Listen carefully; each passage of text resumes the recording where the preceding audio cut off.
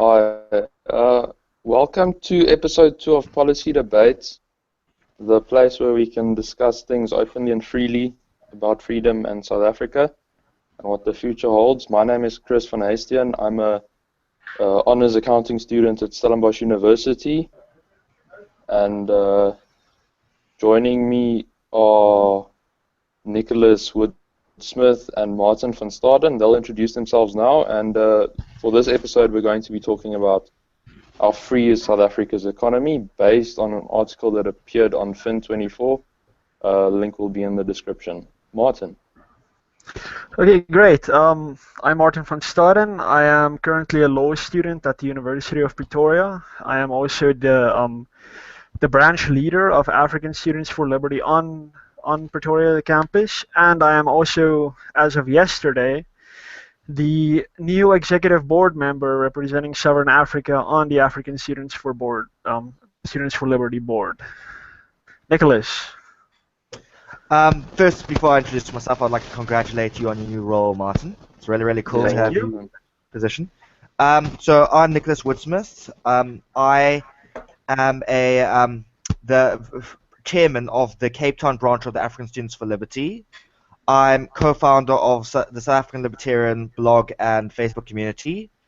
I'm a student at UCT, majoring in politics, philosophy, and economic history.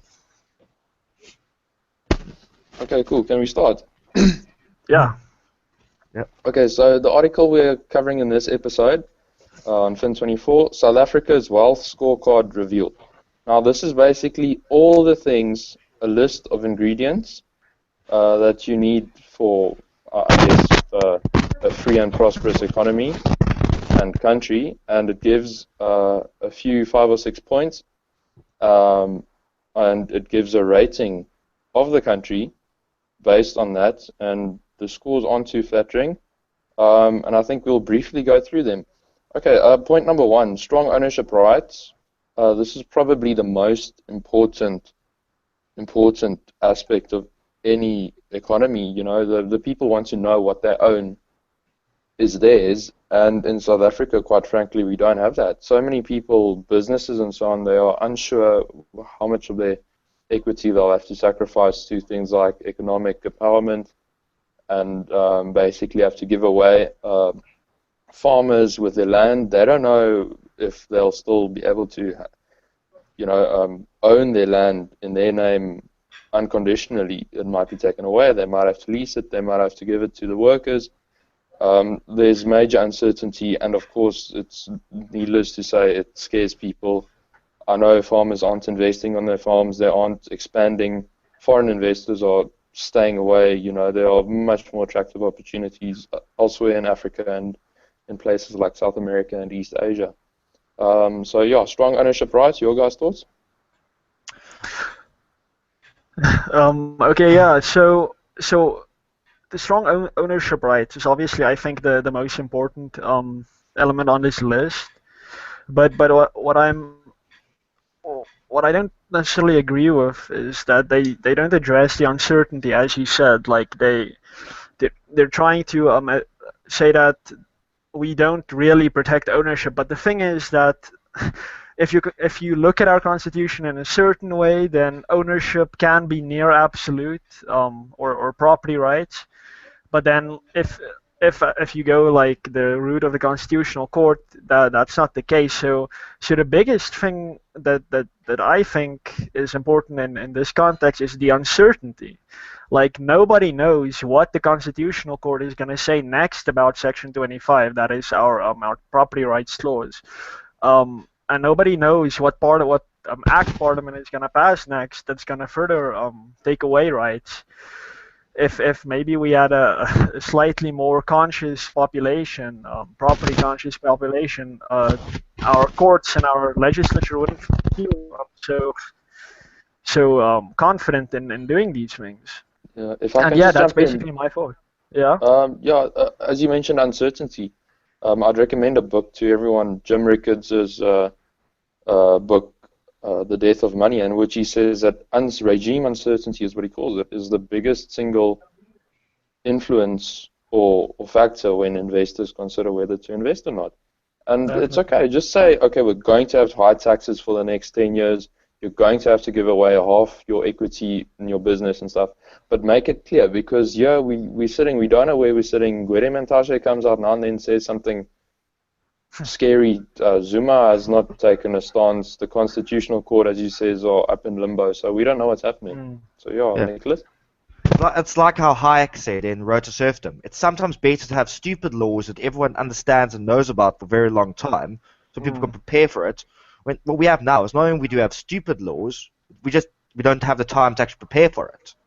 That means just, as you said, uncertainty. This particular thing, even with the laws we have now, and not just the threat of property rights, we have this BE ownership stuff, which companies which have to put a lot of capital to start up these companies have to give away most of their business to people with no actual merit. And most of the time, there's a few good examples and nice examples of people who have benefited and everyone benefits and everyone's happy. But the main, vast majority of these businesses are just pilling out, as what happened, what we spoke about in the previous episode, capital flight, because investors are too afraid of BE policies stealing their property, and in this case, property being their shares in businesses. Yeah, exactly. Okay. Point 2 in this article is economic growth, or the lack of economic growth in our country, and I think this is more a consequence of everything else rather than well, it's a vicious circle. If you don't have growth, you don't have prosperity, and you don't have a free economy, and you have people who become upset and disgruntled, and they become more nationalist and communist and whatever. So yes, our estimated, we think, we're going to grow at 2%, 2.2%, then it ends up, vastly over forecasting, or underperforming even our low standards. We should, quite honestly, if we want to grow and beat population growth and create jobs and reduce unemployment, we need probably growth in the region of 5 or 6%. But that's quite far off. So I don't know if you guys have any thoughts on this. Yeah, sure. Frans Cronje of the Institute of Race Relations, he actually addresses this at length in his 2014 book, Time Traveler's Guide to Our Next 10 Years. Now, what he says, and what I actually also noticed, like it's patently obvious, like the government comes in wanting to help, then it hinders productivity with everything that else is listed in this list, like uncertainty about property rights, and then economic growth stagnates and starts declining, and then the government and actually the majority of politically unconscious people think that this is market failure. So naturally, the government must do more, and as the government does more, the economy slows down more. And then everyone says, but hell, look how the market is failing us. More government intervention, please. So at some stage, we're just going to the economy is just going to crash. So yeah, like you said, this is basically just a result of everything bad the government is doing. A small market failure turns into a massive government failure. And nobody recognizes it, it seems. So yeah. Well, has it ever been the nature of the ANC government to actually go for actual market solutions for anything? The entire solutions for stuff is, we need economic growth. Oh, let's get jobs. How about we make public works jobs? Oh, wait, that costs taxpayers money. Doesn't matter, let's just raise tax. Yeah, and Nkandla created jobs. Let's build another 10 Nkandlas. Yeah. How about we go the Keynesian route, destroy Nkandla, and then build it again? Well, exactly. Break all the windows and put in new ones. Yeah. Don't use shovels. Use spoons. Yes, definitely. Yeah, but actually the ANC had a policy when we came out of apartheid, GEAR, the Growth, Employment and Redistribution Program or something. It was actually a pretty market inclined policy, and we experienced some great growth, like in what was it, 95, 96. We had some great growth. And then they they just went away from that, and then we started coming into this decline. So yeah, it's bad choices. Yeah. So the ANC is Bad just choices so and bad. uncertainty. Sorry, Yeah. Nick, yeah, go on. Yeah, no. So the ANC is just so bad that when it does make good choices, it has to renege on them. Yeah. Like, oh no, we're doing something right. We can't be seen doing something right. Okay. Definitely, it's a ruin our reputation. Yeah. Oh, anyway, for the strong ownership rights, they scored us a 6 out of 10. That's probably fair. Strong economic growth, 4 out of 10. I think we should get lower. Yeah. The next two we did quite well. Firstly, a well-developed banking system and stock market. That's true. Our banking system is pretty sophisticated, and I don't see any Cyprus-like bail-ins. I think if you have money in a South African bank, it's safe. We had the African bank collapse last year, but even depositors' money was safe. And the stock market, our stock market is developed. I complain every now and then a bit about the lack of information or the access to the stock market, but anyway. And they scored us a 9 out of 10. So your guys' thoughts? Yeah, I don't have really much to say about this other than, well, it's private banks, generally private stock market, so it follows that it's going to be good. So We'll lower the score when Malema comes and nationalizes. Yeah, exactly. Or Bunchuk Party. Interest-free loans everywhere. Okay, next one, free and independent media, 9 out of 10. That score might be a bit high. I don't think it's 9 out of 10. Who owns Fin24? I think Naspers, but 9 out of 10. I think, well, reading the Cape Times from time to time, you get the impression that that's a mouthpiece for the ruling party. But anyway, your guys' thoughts? Yeah, well, listen. My thoughts on the media have basically been the same as my thoughts on South African civil society. I mean, let's imagine for a moment that South Africa suddenly becomes America, right? Yes, we have a free and independent media, and we have a very active civil society. But the problem is that our media and our civil society are left entwined. So what they're doing with this free and independent voice that they have, that's something new in South Africa after apartheid, they're using it to say the government must do more in the economy and in our social lives.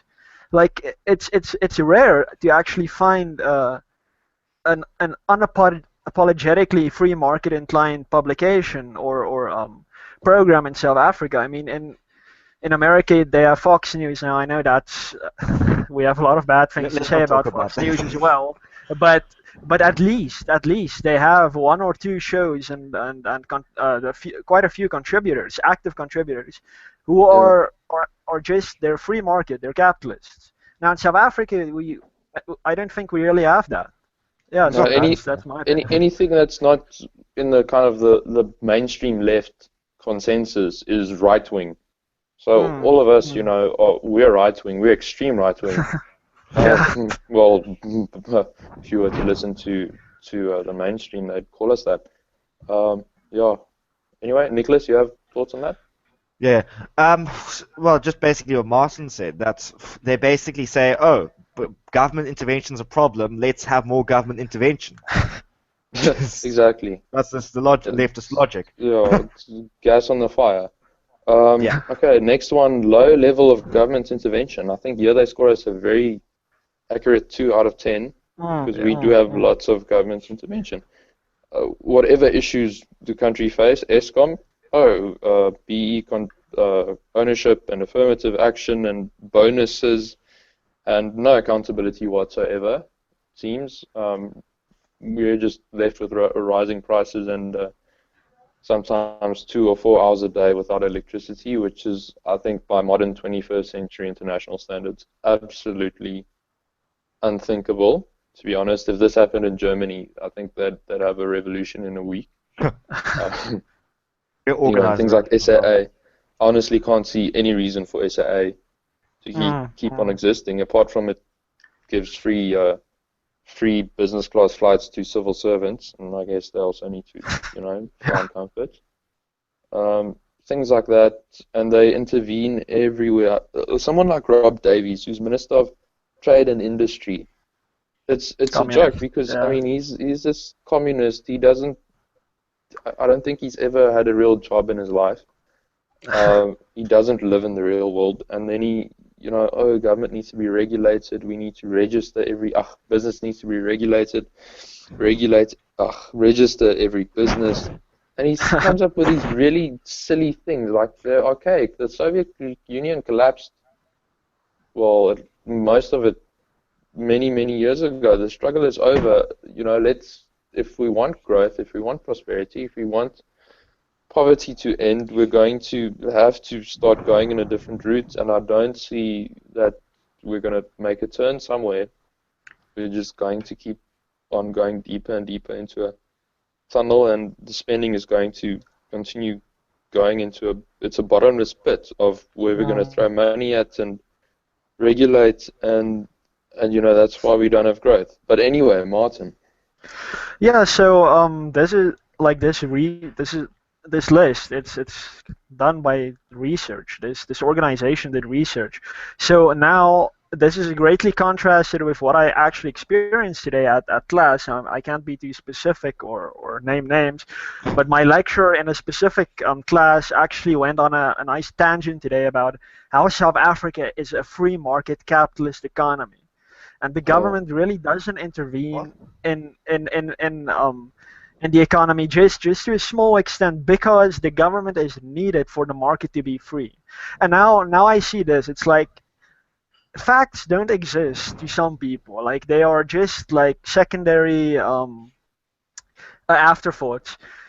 Now our government clearly intervenes. It's everywhere. I was having a conversation today with one of my fellow students, and this is something that Louw also spoke about during the apartheid days, is in his book South Africa the Solution. The attorney's profession, like the lawyer's profession, it is so deeply regulated, right? So this is something that in America it is the regulation, for example, is basically non-existent. Now in South Africa, you need to pay the Law Society to become an attorney. You need to pay their monthly fees, and you need to pay something like 12,000 rand to receive training from them to open your own firm, and this is compulsory. Now this is just one example of how the government is everywhere. It compels you to do things that you need to pay for. And I don't even think we can describe this South Africa as a mixed market economy anymore. I think we're like seriously starting to lean to the left now, like just back where we were during apartheid in a certain way. If I can use an analogy that Stefan Molyneux once used, and it's great. He says that if you're swimming in a pool, which is 1% urine, and the urine being government intervention or government spending or government whatever in a market, that's fine. 1%, that's probably the average in any given pool. And then it goes to 10%. Okay, government is 10% of the economy. And so, I can still, I'll just close my eyes and let's go for it. But then the government is 40, 50, 60% of the economy. I mean, and then so it gets exponentially worse. Yeah. The more government gets, because you wouldn't swim in a pool that's 50 or 60% piss, as South Africa's economy is. Yeah. Yeah, but anyway, Nicholas? Yeah, so Martin, you upset me greatly with your telling me about your what they're saying in your lectures.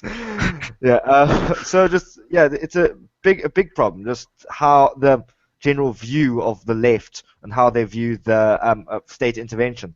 And I think it doesn't even need to be said that we are suffering from government intervention, and we do have a lot of government intervention. Not much more needs to be said about that. What we really need to say is, how are we going to convince the government or overthrow the government? Maybe I shouldn't say that, treason. To actually stop this, because it's a ticking time bomb. And as Christiaan said earlier on, we can't afford to keep paying. For all these things, and especially seeing that no new taxpayers are forming. Boost corporations, the biggest taxpayers, aren't starting because there's no business-friendly policies.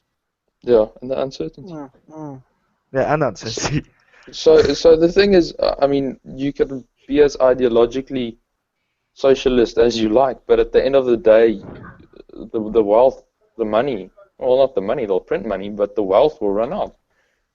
And that's the point where I think things start to get interesting in South Africa. But anyway, let's see. Next point here is low income tax and company tax rates. 2 out of 10. That might be I mean, if you look at the taxes by themselves, it might be a bit harsh. 2 out of 10. Our corporate tax rate is 28%, which is, I think in America it's about 35%. Yeah, definitely differs by state. Yeah. I think. Well, yeah, it differs by state. In European countries, it's 40, 50, 60%. And the personal tax rates are anywhere from 18% to 40%, I think. And we're not talking about the fact that many people don't pay it or even register for tax. Many businesses in rural areas are just, I mean, they're cash businesses and they don't pay tax at all. And don't forget the biggest industry, taxis. Taxis. I don't think a taxi owner has ever paid any tax. Yeah, But no anyway, way. let's not make assertions like that. But the thing is, the taxes, which is almost an invisible tax, is things like affirmative action. The minimum wage is a tax in a sense. Yeah. The fact that you have to pay, I mean, if you go work at a business, it's not, and you pay your pay as you earn tax. It's not really, you're not paying it. It says so in your salary slip that you're paying, say, 20 or 30%. Oh, this is coming off your, but the company is actually paying that. So if you take it all in all, companies and even individuals who own businesses end up paying 40, 50, 60% tax rates, considering the time and effort they spend to do the admin, to actually complete tax forms and calculate things and so on. So at the end of the day, people are working 4, 5, 6, 7 months a year for the state, as you know, it sounds harsh, but it's true, as slaves, because they don't want to, but they have to. And in South Africa, if you don't pay tax, you go to prison. It's not like it's not a civil thing; it's a criminal thing. Yeah, Martin. Yeah, no. So tax has actually always been a thing in South Africa. This is actually something I missed in a recent article I wrote. 7 reasons why apartheid was not capitalist. Now, what Leon Louw reports in that book of his, South Africa: The Solution, is that even during those days, we had a progressive income tax, like a massive progressive income tax, and I can't expect okay, well, I can't remember the exact numbers now, but we were comparing with Scandinavia actually, Sweden and those countries. We had an income tax on their level. Now, I do tax law at university, and the thing is, it's clear how the government discourages small businesses, right? So, we have several forms of like company. We have sole proprietorships, we have partnerships, we add closed corporations, we have private and public companies, and then we have business trusts. Now, the smallest of these, the sole proprietorship and the partnerships, now these are typically small businesses of people coming together, establishing their own little mom and pop corner shop. Now they have higher taxes proportionally than companies. So now this is due to the fact that they're not separate legal personalities. But now if you open your own business, your business will be taxed on the same progressive scale as your income tax. So, and that is up to 40%, and it's the same for the 40% of your income, and it's the same for partnerships. Companies, like you said, it's only 28% now, but it's more expensive and more onerous to register and get through all the regulations when you establish a company. So yeah, the government consciously and fully aware of what it's doing discourages small business. The best example is that the Companies Act of 2008 actually repealed, or not repealed, but it amended the Closed Corporations Act in such a way that you can't register new closed corporations in South Africa anymore. So that avenue that gave and we actually had more closed corporations in South Africa than than private companies. So it was easier for small businesses to be established. Now that has been taken away. So if you want to go from a sole proprietorship and you want a legal personality for your company so that you don't bear that tax burden anymore, you need to register a private company, and it's bloody expensive. That prevents so many rural businesses, promising businesses, from coming out of the underground and joining the formal economy, because they don't know how to register. It's costly. They're gonna have to start paying tax. SARS might investigate their past. Who knows what? No, exactly. Yeah, Nicholas? Well, let's just assume that tax is justifiable. Let's just assume, just for the sake of it, and there's not theft. One of the biggest problems with Africa is just it goes so trite, but lack of service delivery. Not only are we being taxed, as you guys said, just through the arse, just we're not getting anything out of it. Because last time I checked, we're not allowed to stand in Kendall. Yeah. So that's basically it. Not only do we have over-the-top tax, we have unjustifiable tax. Yeah, I mean, if you could see what we're getting for it, then maybe a case could be made. Fair enough. But we're not. I don't pay tax here. I'm a student, but I know there are lots of people out there who are paying lots of tax, and I feel sorry for them because they drive around and they really don't see what they're getting for it. At least in the Western Cape, we tend to have people clean our dustbins, and we don't have that many potholes. But but it's still, I don't know what we're getting for the money. I actually have the numbers here now. It's not up to date, but in the tax year of 2012, 2013, that's a few years back, the state got 814 billion rand in tax revenue, right? Now that's billion with a capital letter B, if I can say it like that. That is a massive amount of money. Like in Kandla, plus like all the weird stuff that they did recently, it only amounts to about 300 million rand. Yeah. That is 0.0356% of the amount of tax that they put in that tax year. So yeah, we pay massive amounts of tax. We get nothing back. So yeah, it's sad. It's very sad. Yeah. Okay. Anyway, next one, ease of investment, 3 out of 10. And this is also one, people don't, it's yet again mainly the uncertainty. People don't know what the future holds for this country. Foreigners, we can say, oh no, foreigners, imperialists, which is absolute nonsense. That argument has been refuted so many times. But anyway, we need them. We need capital from somewhere. The conditions in South Africa is we don't have, it's not going to come from here. We need foreign capital, we need investment, and it's difficult to invest. People don't know where to invest, they don't know how to invest because and they're uncertain, they don't know what the future holds. And, we have very high tax, we have capital gains tax, which is a tax on inflation in effect, and South Africa has plenty of inflation.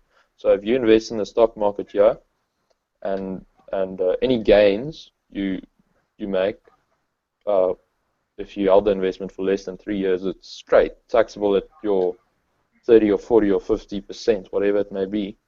And if you hold the investment for longer than 3 years, it becomes a bit less due to capital gains tax. But still, I mean, so you're juggling around with, you're not necessarily making the best possible choice or judgment in your investments because you're thinking, oh, okay, wait, how must I structure my things so that I pay the least possible tax, and it's just not conducive to a very free market. I don't know. Do you guys have any thoughts? Yeah, so the capital gains tax is actually a fairly new thing in South Africa. I think we introduced it in 2003.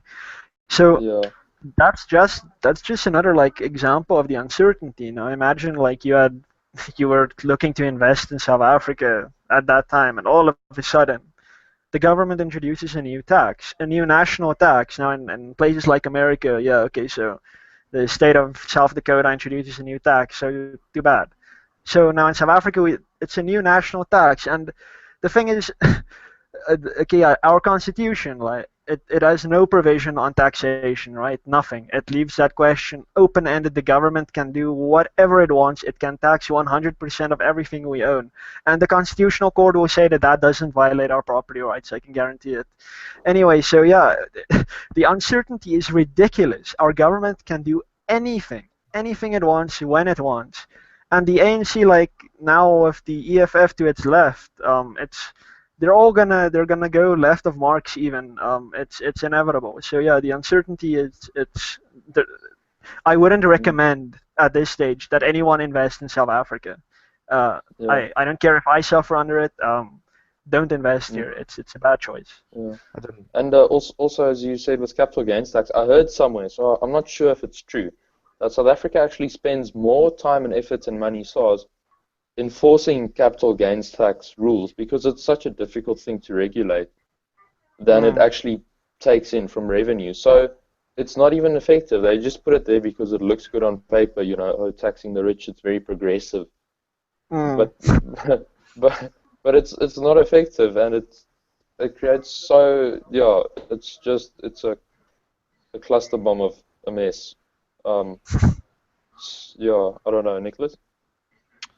Well, it's just I think everything really has been said about this. Investors don't want to come in. We don't get money. Leftists don't care because big rich people are scary and they don't like big rich people scaring them.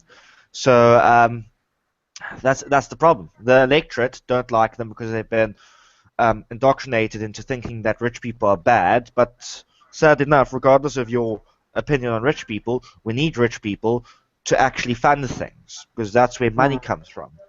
Like mines. Talking about mines, our mines are closing down. Also, just to add something that you said, Martin, how you won't encourage any foreigners to invest in South Africa. I would like to add to that and say I don't encourage any South Africans to invest in South Africa. Good point. Luckily, well, unfortunately, we don't have that many choices, and if you find the right place to invest, I mean, there's still hope. It's not a complete mess. Yeah. I mean, if you're clever enough, you can, there's still opportunity. But it's it's a tragedy because it should be so much easier and so much better and so much more certain and more promising, but it's not. Okay, but as you were just speaking about the mines, our last one is low level of trade union involvement. And of course, we don't have a low level of trade union involvement. That's why we scored a 3 out of 10. Our unions are increasingly active, which has driven up wages and hence pushed up unemployment and inflation. Basically the world experienced the greatest ever commodity bull market in commodities between the early 2000s and basically in the noughties, as you can say. And South Africa effectively missed out on a lot of that simply because we had unions and we didn't have the infrastructure. So South Africa should have been, we have, by some measures, the largest underground mineral deposits out of any country in the world. And, and we're not using it. And it's ironic that some of the countries blessed with the highest amount or most resources are actually the poorest. And it's, I think, largely because of trade unions. Trade unions have significant political influence. They make up the tripartite alliance, COSATU does. So they effectively have a major say in governments. All the ministers are trade unionists, ex-trade unionists. So to quote Helen Ziller, if COSATU wants to have an influence in government, it should run for government. It shouldn't come in from the side. So, and this is, I don't think anyone in government has the balls to take on the unions, because without the unions, I don't think the ANC is there. But as it relates to economic freedom or the potential for prosperity, we won't have any if the unions continue with their nonsense. Martin. Yeah. So two things. My first point on this is actually, it's going to relate back to the main point I think we've been trying to make here, and that's uncertainty. I think it was 2 days ago or yesterday. Now, I don't know in which city this is. I think it is in Johannesburg. The municipal firefighters actually went on strike, right? I don't know if it was with a union or not. But anyway, property burned down. I think some people were left without homes. This is the kind of reckless, at least trade unionistic mentality that South Africans have. It's. I guess you can call it a bad case of entitlement. Now these, I don't know if the firefighting as a profession is exclusively a state mandate. I know we have private ambulance services. I'm not sure about firefighting. I have only ever seen state firefighters. Now, you wouldn't invest in a country where the monopolized fire service, it's a very dry country, South Africa. You wouldn't invest here knowing that if something caught fire, the fire department can just say, sorry guys, it's strike time. Okay, yeah, so that's a point I have to make on the uncertainty. Secondly, that something you don't really hear from people who call themselves libertarians or free marketeers, but it's something that I actually mentioned in my reasons why apartheid wasn't a capitalist system, is that I actually support trade union existence. I'm fully in favor of employees associating with one another and collectively bargaining. They can use their strength in numbers to put pressure on their employer, just like their employer can put pressure on them. It's perfectly fine. The problem is that in South Africa, trade unions have legal recognition. The constitution recognizes unions, and we have acts of parliament that recognizes unions.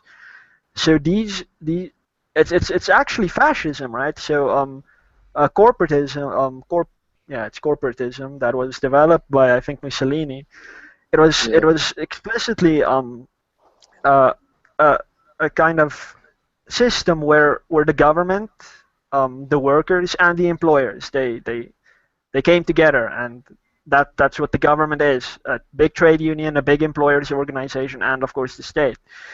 So we have unions with statutory recognition, and they through the courts and through the CCMA, they actually have statutory authority at this stage. You can consider our unions arms of the state. I'll go as far to say that. So yeah, it's terrible. Terrible. Many of the ex unionists, such as what's the man from Cope, the people from Cope, and the likes of Tony Ngeni and Marcel Golding are multi-millionaires now, and they used to be trade unionists, standing up for the rights of the worker, Communist Party members, what. So the whole thing, it's like a farce, as you said. It's fascism. It's a joke. Yeah. Yeah. But yeah, Nicholas. Yeah. Well, as you said, employee associations, because I don't want to call them unions, are good. We should encourage workers to work together on a private basis, a consensual basis, more importantly, in order to negotiate with their employers. Because collective bargaining is a right of workers. And actually, as you said, I do support it. But the problem is, unions don't support consent, and they don't support the rights of the workers. They're not even socialists or Marxists, because these socialists and Marxists try to attempt to acknowledge the rights of the workers. Unions are basically just companies which just don't produce anything. They just enslave people, then demand payment from them. They're basically mini governments. Well, they're gangs, and a lot of the time, especially overseas, they're run by the mafia. And for good cause. You pay them, they make a lot of money. And do we really want a gang, well, more than one gang running our nation? Yeah, and the gangs are fighting amongst each other. So hopefully they destroy themselves. Yeah, exactly. Destroying us. I just fear they might evolve. Yeah. Okay. So, gents, do you have anything to add? Because that was our last one. So I think that's that for this episode, and I think the consensus, or to sum it up, I think uncertainty is the biggest single thing. Uncertainty and tragedy. The tragedy of what South Africa could have been, or in fact should be, or possibly can be, but what it's not, due to what the state mainly does And I say it does, not what they don't do. They shouldn't do anything, but what they do, yeah, just causes so much, well, economic anguish. So yeah, if that's that, you guys have any final words? Well, the only thing I think I can add is that Leon Louw said that in 1987, South Africa, strictly speaking, if we had a free-ish market, we would be as South Korea started becoming at that time. We would have been a premier first world nation after apartheid if we had followed a free market system. Yeah, we Yeah. didn't, so here we are. Yeah. Okay, I think we've actually overshot for this episode. We spend way too much. We're trying to keep these things to like 15, 20 minutes, but this is a bit longer, so apologies for that. So yeah, this was episode 2. Please like and subscribe and share your thoughts and comments, and share the video, please, if you liked it. And check out our Facebook page, and stay tuned for more episodes coming very soon. Cheers.